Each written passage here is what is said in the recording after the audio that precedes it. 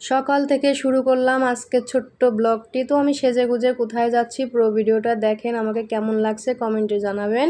শাড়িতে নারী, আমি শাড়ি পরতে খুব ভালোবাসি, তো চলেন পুরো ভিডিওটা দেখি। হ্যাঁ, আমি চলে এসেছি আজকে মন্দিরে। সারাদিন আমি আজকে মন্দিরে কাটাবো ভগবানের সাথে।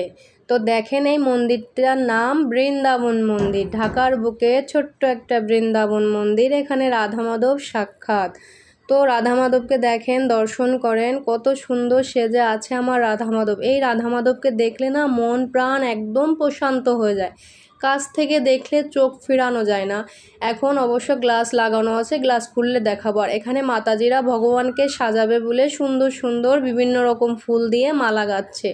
এই ফুলের মালায় যখন ভগবান সেজে উঠবে আরও কত সুন্দর না দেখাবে। আমরা সবাই বসে আছি।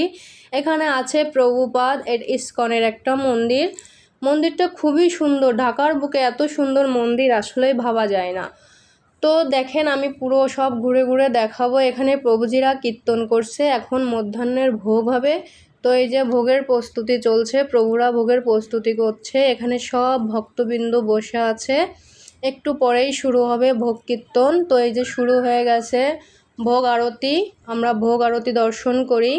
এখন এই যে প্রভুজি পর্দা সরিয়ে দিচ্ছে, রাধা মাধব দর্শন করেন, দুর্লভ দর্শন ভগবানের এই আরতি দর্শন। তো আরতি দেখতে দেখতে আমি সবার কাছ থেকে বিদায় নিচ্ছি। সবাইকে টাটা জানিয়ে, রাধে রাধে জানিয়ে ছোট্ট ব্লগটি শেষ করব। যদি ভালো লাগে একটা লাইক কমেন্ট করে আমার পাশে থাকবেন বন্ধু।